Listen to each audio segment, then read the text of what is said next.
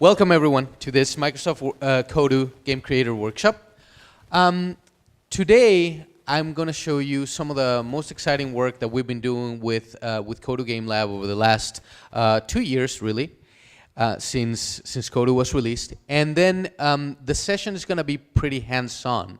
I see a lot of MacBooks around, as I had asked the conference organizers to give you the heads up that Kodu is a Windows download. So for those of you who don't have a Windows machine in front of you, then just pay attention to the screens. If you have a Windows machine in front of you, then you'll be able to do some of the exercises that we're going to do here hands-on. So Kodu. Microsoft Kodu is a tool that is designed to let children, youth, whatever, 8 and up, all the way to 99 years of age, create their own video games and really explore game creation at all its levels, not only at the level of placing characters or placing rule systems, but also at the level of creating artwork, creating characters, creating storylines, and all the way down to programming the behaviors of those characters. Since we released it 2 years ago, Kodu has had quite a massive growth and a massive adoption the world over. Essentially, initially, the idea behind Kodu is that we wanted to make programming tools accessible to kids in a way that would be fun and exciting. And so ultimately, it became a story about a kid-friendly visual programming language. How do you take the visual elements that are so familiar to children in games and transform them into tools that would actually take them on a journey from being game players into game makers into game developers? Kodu essentially consists of three main parts. The first part is a 3D world creation tool that allows kids to do everything from modeling the world, creating mountains, valleys, spaces where they want their characters to play, all the way down to placing the characters, which is the second part. So it contains a library of assets, which are represented by characters, trees, props, rocks, a variety of different things that the kids can place in the world. And then the third part is what we call the Kodu brain. And the Kodu brain is essentially that visual programming language that has a very particular approach to programming. It's what we call a situated programming language. And it is situated because what it does is that every single command in the Kodu language is tied to a component or to an activity that is central to playing a game. Probably the best way to, for those of you interested, Kodu is available for free, freely downloadable from KoduGameLab.com. It has an online community within Kodu Game Lab, and I'm going to show that to you in just a second. So this is KoduGameLab.com. In here, you can find a list of all the games that have been created since its inception 2 years ago. Within the online community, similar to with GameStar Mechanic, once you create a game in Kodu, you can upload it, you can share it. Other people can download it, play it, rate it, but they also can take it and remix it. So they can create their own version of any game that you have uploaded. The idea behind Kodu was to make an open community of game creators. Essentially allow people to take any game that anybody could make and use that as a basis to make it their own, to change it, to create and to express their own thoughts using it. To date, we have 1.2 million users that have adopted it, again, in 23 countries. And we've been super excited to see some of the things that these users are doing. Kodu has been picked up a lot in educational circles, particularly among school teachers and school teachers who are interested in developing their students' STEM skills. On the left-hand side of this screen, we have an example of a curriculum that was created by an educator that goes by the name of Pat Young-Pradit out of Virginia. He's a computer science teacher who's really interested in using game creation as a way to introduce children to common core concepts in mathematics. In the case of the lesson plan that you see here on the left, it is a lesson that uses the Kodu world creation tools where you can actually sculpt the world, to teach children about things like symmetry, volumes, areas, and perimeters. In addition, as I mentioned during the panel this morning, we've had some incredibly successful stories of youth picking up Kodu, participating in contests, and being able to create some amazing simulations of real-world problems. On the screenshot over here, we have Hannah Wyman, the winner of last year's Kodu Cup, who participated in this year's science fair, White House Science Fair, and got to show her game. The name of her game is Toxic, a game about cleaning up the environment and improving the air quality of cities. She got to show it to President Obama. But what is most exciting about Kodu to me is the passion that kids develop when they start creating their games. Once they pick up Kodu and once they start picking up the process of game design and the process of self-expression through game design, then it becomes a tremendously powerful process of engaging them not only with that self-expression, but also with the tools that drive that self-expression. So let me show you, I'm going to show you a little video of one of the students in the summer camps that we were running using Kodu at Michigan State University. This particular child is important to me because he's an example of a child with learning disabilities. He's in the autism spectrum, and throughout the process of a week-long workshop, he actually was able to design an underwater simulation game that blew most of our minds away.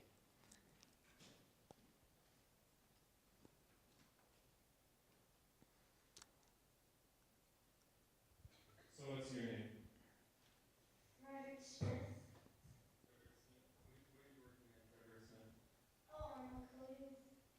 Kodu game about fractions.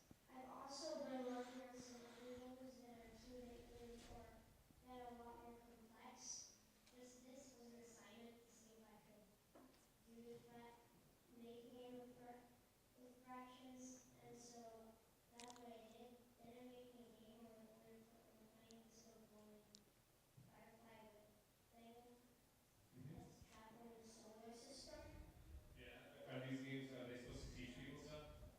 Sorta, yeah. Some of mine aren't so much teaching people stuff. Like one of my games I made called Crab Survival. Basically, you're just being a fish pad. Closest thing I can find to a crab, there are these fish that are trying to eat you, and they shoot on these code ammo called blips at you, and you shoot blips back at them, and it keeps going until the fish pad is either eaten or is out of health.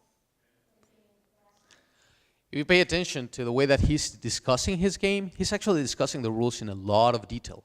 He's going down into preconditions, into goals, into the rule system, how you win, all these components. What is even more interesting, and I'm going to skip to this section of the video in a second, is when he actually starts showing his game and he finds out that there's actually a problem in his design. So that little loop that you just saw there, that nugget of engagement that you saw in that kid can drive a kid to develop games for 6 months in a row. Can drive a kid to jump into Wikipedia, explore a concept that they don't understand, notions from environmentalism to chemistry to fractions to how these systems work, and then make them their own and use them as a form of expression. Once they get ownership, once we empower them to own the game, once we empower them to be the owners and to be the drivers of that game, there's no knowing where they'll stop.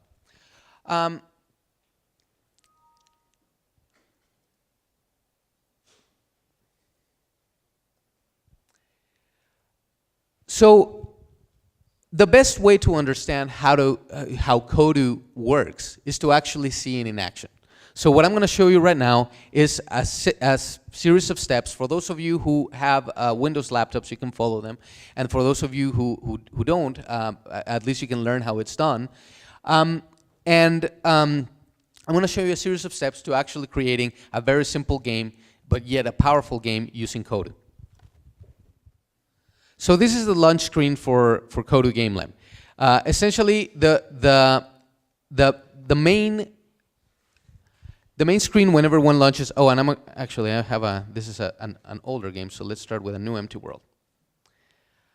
The first thing that you do in Kodu is you have a new empty world, and this new empty world is essentially a 3D space where you can start creating things to play.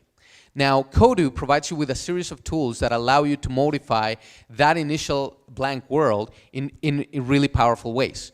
An example of this is what we call the ground brush, and the ground brush allows me to add to the size of my world or my play area in a very, very simple and intuitive way. All that I need to do is click on that brush, then click on an area of the world where I want to add land, and I'm in drawing mode, as you can see here. Now I can navigate that whole land. I can add whatever shape I want. I also have a multitude of brushes, so I have round brushes, square brushes of different shapes that allow me to customize the way that I want that space to function. Then the second thing that I have is the ability to change the texture that I'm going to apply to that ground. So I can actually recolor it. Let's say that I don't want to have that I want to have a patch that has a different feel to it. So I'm going to go and select a different texture. I'm going to select a round brush, and then all of a sudden, in the middle of my ground, now I have a blue area. Now, the second tool that I'm going to show you is the sculpting tool, which allows me to create things like hills and valleys in my world. So I'm going to go ahead and select that. I'm also going to select my round brush, and then I'm going to start raising a hill. Now that's an odd hill. It looks kind of Martian. I'm gonna give it some snow. So I'm gonna go back, select my textures, find a texture that looks like snow, and then I am going to go ahead and draw my terrain using that texture.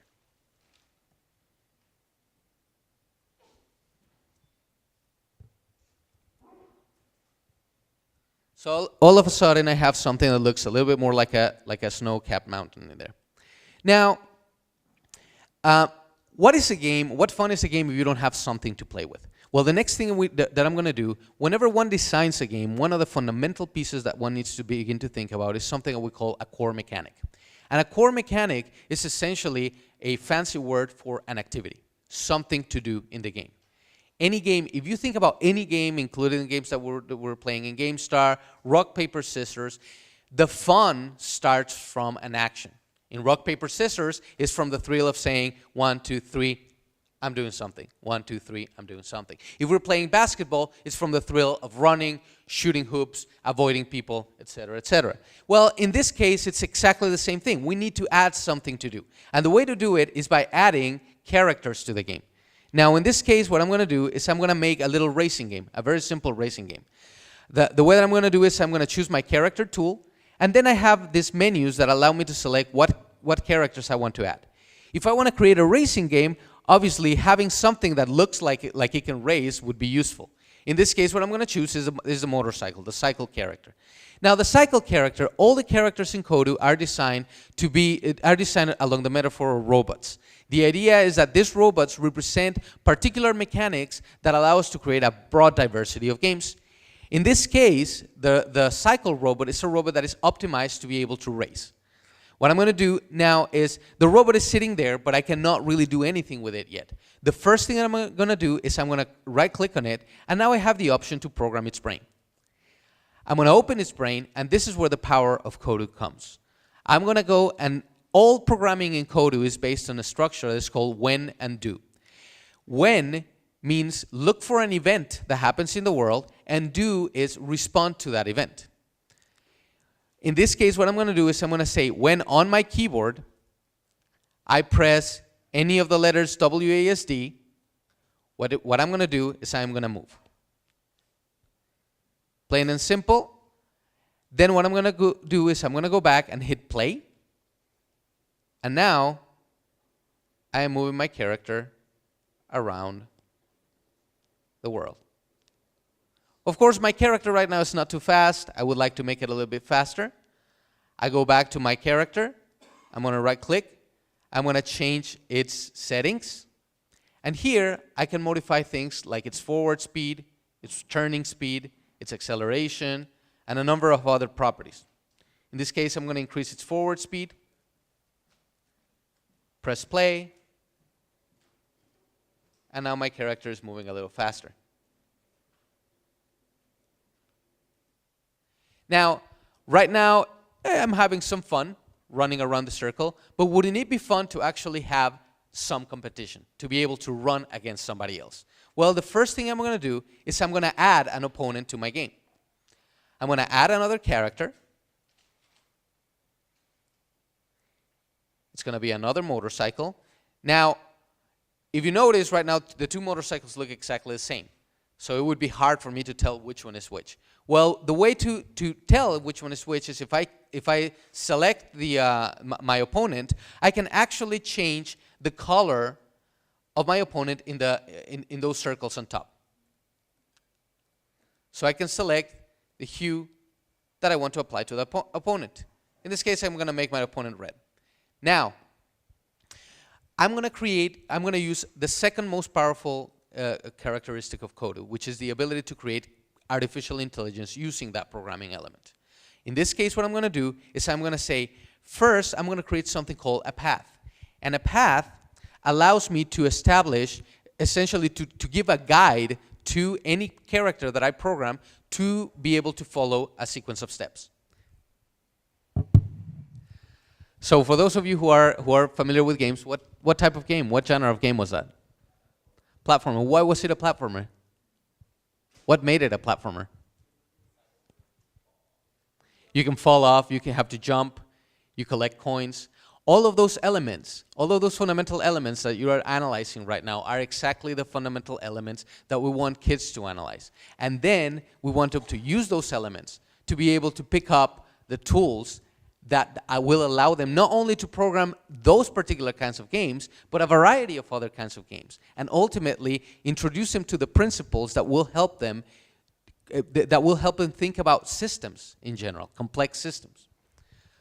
Now, in addition to Kodu, so this is Kodu Game Lab itself, but in addition to Kodu, we've actually been working on a series of tools to help teachers develop their own lessons not only develop their own lessons, but to take kids on a journey from being game players to game makers.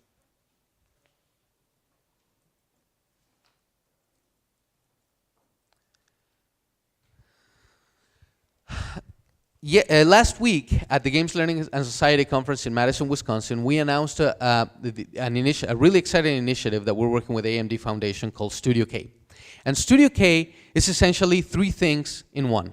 First, it's a built-in game design course that takes kids as young as 8-year-old, but as old as 16, 17-year-olds, through the journey of becoming game designers.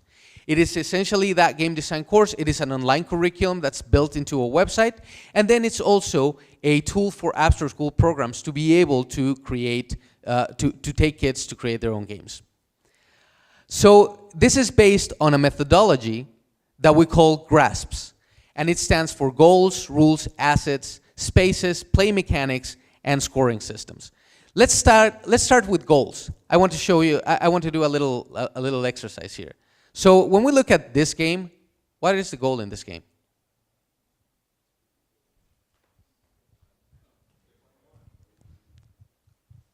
So what is it?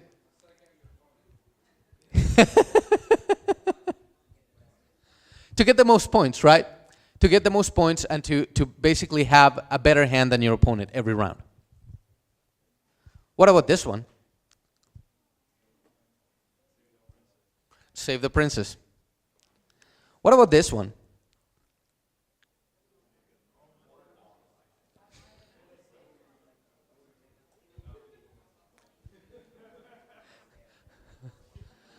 So I just heard like 4 different goals here. And that is the beauty of game design. That when games are designed really well, they can have multiple goals. Now, interestingly enough, when we think about games in terms of goals, we can have all those conversations. They can go in all sorts of different directions. However, there's certain elements that all of a sudden that bring those goals very clearly into focus. Particularly the notion that we have here of play mechanics. And a play mechanic is essentially the activity that you do over and over and over when you play the game. Let's see if we can reach a consensus about what the play mechanics are for different things. So what are the play mechanics in a game like poker? What is the activity that you do over and over and over? Hold your cards and bring it down, right? What else do you do? There's another thing, another fundamental thing. Not only do you hold your cards, right? You bet. There's one, you deal. Yeah, you bluff, right? So all those components are central components without which poker would not be poker.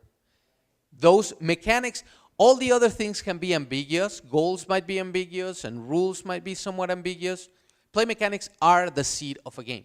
If you don't have the core play mechanic in that game is not that game, it's something different, right?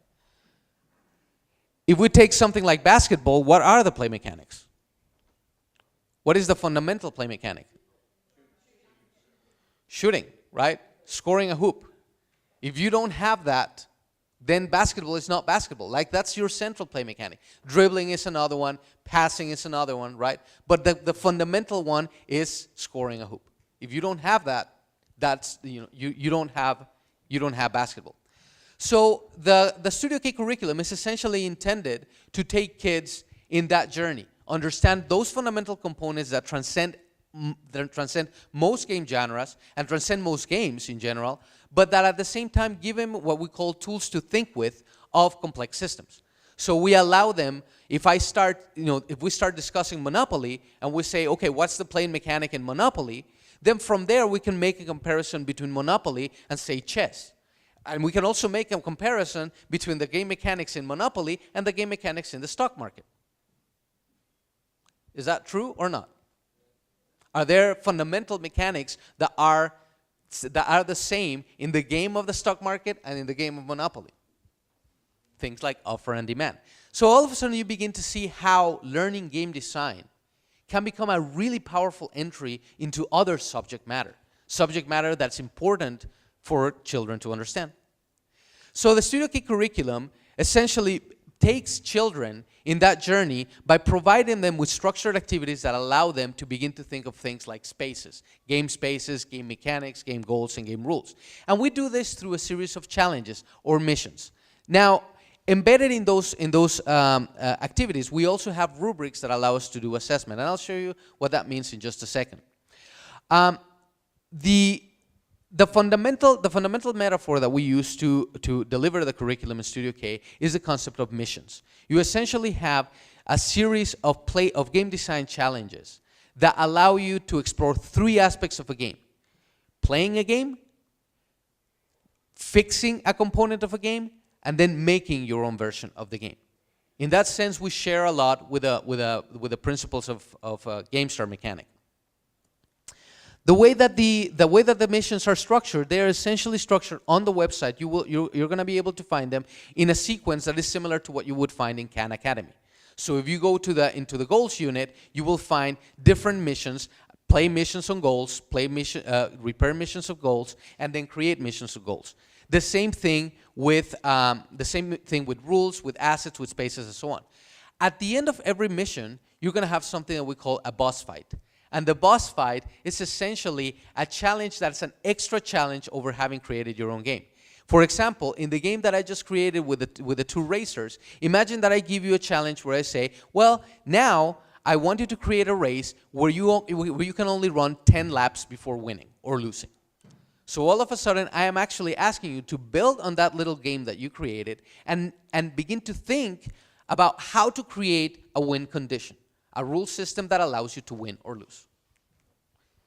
And those challenges could be oriented towards programming, for example, but they could also be oriented towards art. What if I ask you to create an underwater race, where you actually had to create an underwater landscape, and the race had to involve characters that would ostensibly exist in an underwater landscape? I'm going to show you an example of how that would be done.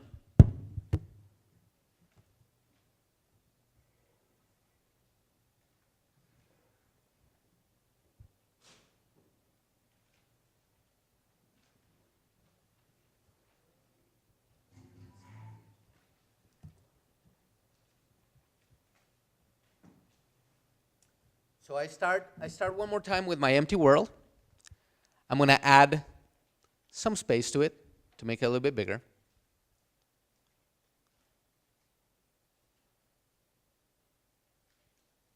The next thing I'm going to do is I'm going to add some mountains around it to actually create a basin or a bowl.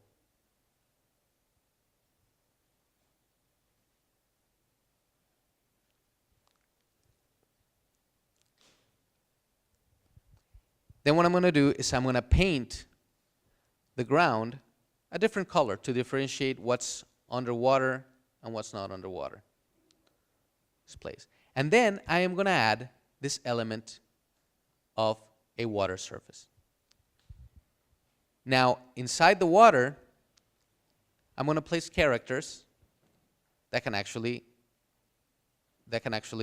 travel underwater. For example, I'm going to place a submarine. I'm going to program it. I'm going to say, when on my keyboard, I select the keys, I'm going to move.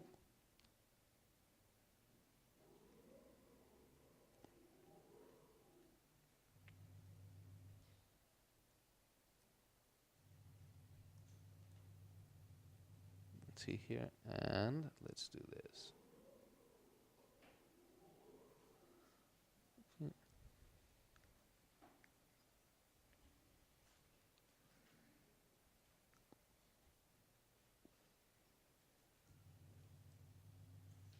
Let's see here, for some reason.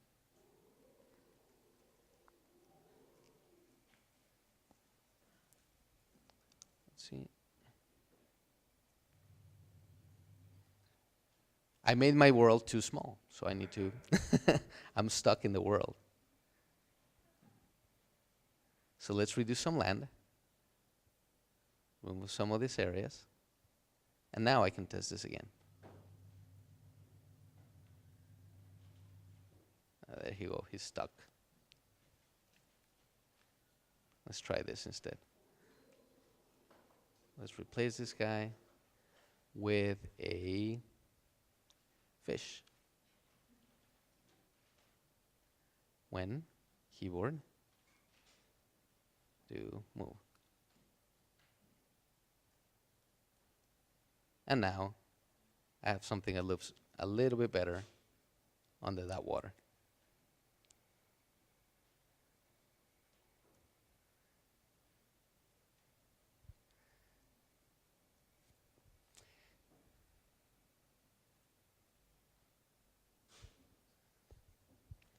So the missions in StudioK will actually allow you to go through the sequence of steps that will take you from starting with your mechanics, fundamental mechanics, all the way to actually creating a game. In the case of what I have here, and in the example that I have here, you could start with something as simple as something that looks like Pac-Man, the fundamental mechanic of Pac-Man. How many of you know what the fundamental mechanic of Pac-Man is? What's the core mechanic of Pac-Man, the main mechanic of Pac-Man? It dots, right? That's the main thing. You could remove everything else, and but without eating the dots, you would not have Pac-Man. That's the main point in Pac-Man. But then later, we introduce you to how to use mazes, how to use spaces to actually add complexity to that mechanic. And by the end of that exercise, you've actually created a full-blown Pac-Man clone. The idea then is to take kids from that role as players, let's introduce you to play, let's introduce you to the mechanics, all the way to creating your own version of the game.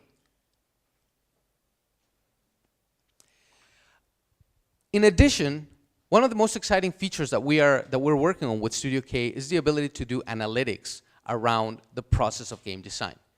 We're going to be using basically a system of machine learning that's going to be built in the cloud that will allow us to measure moment by moment what a child is doing throughout the process of creating games. For those of you who are teachers, this should be something, it'll provide you with powerful tools to be able to tell whether a child is actually following the process of game design like you want them to follow it, or whether they're actually going on a tangent. And this, there's two important reasons to know this. One, clearly, if you want to take a child into a particular lesson and know whether they're distracted. And two, to actually learn whether there are paths that different students might take into solving problems that we have not thought about. Normally, when we think about creating games, we think in terms of systems and simulations and so on. But what happens when a child tries to solve the same problem and solves the same problem by using art? So all of a sudden, we have, for example, let's say that we give a child the task of creating a desert simulation. They might try to solve the problem by creating a behavior for a character that makes it behave like a desert character, or they might actually take it to try to create an ecosystem that looks like a desert. And all of those two approaches are valid approaches solving the problem of game design, but unless we actually know and we can track where kids are going, it's going to be difficult to tell. The idea behind StudioK is that we're going to be providing tools that will allow us to track the progress of those students throughout the process of design, and ultimately to create a full-blown suite of tools that will allow us to track their progress, not only in the school setting, but in after-school settings, museums, or anywhere, anytime, anywhere. StudioK is going to be freely available for any teacher that wants to use it with Kodu. So with that, I would like to open the floor for questions and answers, I guess. Yep. Is there going to be any way for the students, to like package the game as a standalone entity so that they can like give it to their friends to play without having their friends also have Kodu installed? So right now, any kind of game that you create in Kodu requires to have the Kodu installer in their machine, because of the way that the levels are uploaded. However, any game that I upload to Kodu Game Lab, for example, my friend can download it, and then they can modify it as they see fit. So we don't have any locks on the way that you upload it. Any other questions?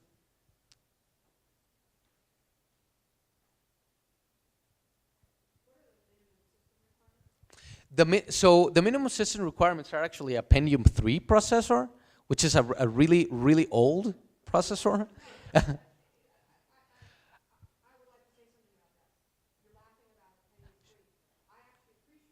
Yeah, absolutely. Absolutely. The reason, so since its inception, we wanted Kodu to be as easily accessible to as many people as possible. And we were consciously, we made conscious decisions during its design, thinking of spaces like public libraries, like public schools and so on, that don't necessarily have the latest and greatest technology. Anybody else? Yep.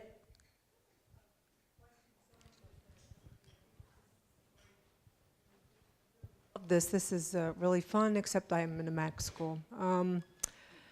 But no, I love it. I love the way it works. I love the way it looks. And I just wanted to, just sort of re-emphasize something you brought up while you were speaking, which is the sense of ownership. You called it ownership, or we could call it agency, that something like this gives to kids. So I work with 8 and 9-year-olds, and it's really amazing how sort of instantly adaptable that sense of agency is, especially for kids who maybe are not that comfortable on the computer, maybe, some girls. Mm-hmm. Because you were saying, I do a lot of Minecraft EDU, Yeah. and we have the Safari page, we have it set to the wiki, and for kids that I would never see doing something like this, like they'll just be going back and forth, they'll be sitting and reading the wiki and just going through and seeing what's even possible for them to do. So I just wanted to just give like another shout out to, I think, how important that is, because that's a skill that goes way beyond.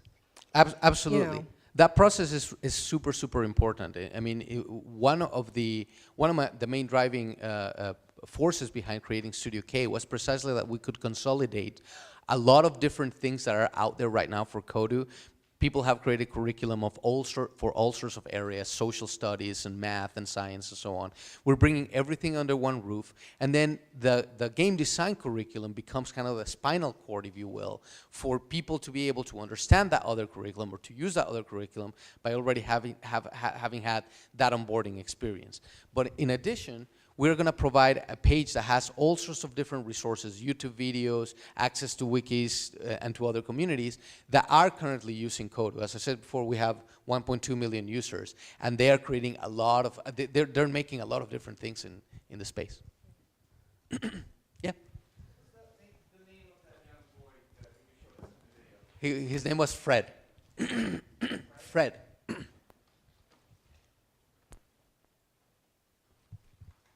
Is it possible to access Kodu from an Xbox 360 console? It is. So there is a version of Kodu on the Xbox 360. It is called. It is part of the indie channel, in the indie games channel. The only caveat that I'm going to give you is because of the way that the ecosystem of Xbox works right now, you cannot share games between PC and Xbox. But in all honesty, the PC client, I actually tend to prefer the PC client, and the reason for that is because there's some components to it that are very, very powerful. For example, being able to use grid coordinates and place things with much more precision, because the mouse and keyboard are much more precise than the Xbox controller. However, if you have an Xbox controller, you can use it with the PC version. So if you have a wired Xbox controller, you can plug it in and use the power of using the joysticks to do a lot of drawing. It's actually a much smoother experience in that regard. I think you said there's no rules about uploading, but what if you have kids that like aren't big fans of intellectual property laws and like remixing a lot, so they grab copyrighted music or art assets? Right. What do you do when there's like those elements incorporated? So into we a game? have, like any other online system, including GameStar, including you name it, Congregate and all those groups, we have a filtering system, right? So we actually do moderation in our own community to make sure that any content that's IP, that's not Microsoft IP, gets taken down immediately, because we don't, we do not sponsor using IP without permission. Somebody else? Yep. Yeah, so I was wondering, I mean, obviously when you're making a tool like this, you're kind of sitting somewhere on the continuum between like full feature development environment, like Unity or whatever, and like simple level editor. Sure. When you're kind of defining how the programming is going to work and like what the kids are and aren't going to be able to do and how flexible the thing is going to be, can you just talk a little bit about like how you make that design decision to what is programmable, what isn't, what you guys are going to handle, what the kids can change? And absolutely. So we do it through two processes. The first process is a process where we look at essentially the fundamental computer science and computational thinking curricula that are out there, right? And we say, okay, what are those fundamental elements that we want we want kids to learn that transcend any specific programming language, transcend any specific environment. So things like being able to create functions, things like sequential execution, creating state machines, creating variables, all those things, we want them to be programmable and accessible, all through the place. Now, when we actually put things just on for example, on the properties, or we make them visual, is when usability, as we run our usability tests, we find that those become really, really hard for our entry point kids to learn. Why? Because when we are trying to go as young as 8, one of the things that happens is, and this is very well known in developmental psychology, is that children are barely entering that level of formal operations processing, and we want to take advantage of the fact that they're still in that transition to say, well, here's a much more concrete thing that you can use, and then from there we'll introduce you to the abstraction concept. Because what we've seen with most other programming languages is that it tends to be the opposite. We throw a lot of abstraction at you, we expect for you to pick it up, and then it just takes 7 years to actually be able to do it, right? I'm a high school student in Pittsburgh, Pennsylvania, and I've noticed a lot of teachers around here teaching game design, and that's something I've never actually seen before in Pittsburgh, and that's something I would really love to see, as it's a very interesting program and would definitely get kids involved very quickly. And I was wondering how I might, as a student, promote something like that being taught in high schools around my area. So there's a couple of ways. You said you were in Pittsburgh, right? Yeah, Pittsburgh, Pennsylvania. So in Pittsburgh, there's a group the Entertainment Technology Center at Carnegie Mellon, Yeah. those guys do some of the most awesome workshops. So that's one group that I would get in touch with, because they are actually working. I know they're actually working in high schools, and they're working in different Yeah, and places. I could just tell them to, or I mean, I've worked around with, the Kodu and the Unreal Development Kit, Unity, all that kind of stuff. It'd be interesting to see some of that kind of thing, whether it's really advanced or some of the beginning programs. I would love to see that in high school. Right, and one of the things that I've seen a lot is that many times there's usually what we call an evangelist teacher. So you will have, if you have a teacher that's doing computer science or technology tech teacher, those guys tend to have a lot of interest in learning about these tools, and it's usually a matter of just showing up to them and saying, look, this is what's out there. Here are the tools that are available. So things like StudioK are precisely meant for teachers to be able to just pick up Kodu out of the box rather than have to go and look online for all this other stuff. Hi. So earlier you mentioned a teacher posting lesson plans about area perimeter with Kodu. Is there a community of teachers teaching other subjects with Kodu? And I was wondering if you could point to the URL. Yeah, so a lot of this work is precisely what we're doing right now with StudioK. StudioK is going to be available in the fall. Right now, the best place to go is kodugamelab.com. So let me put that link up on the screen again. Let me go to.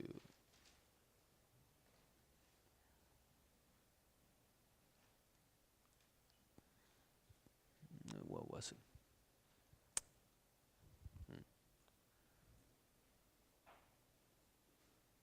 Oh, I don't know what I did to it. I'll just put it over here.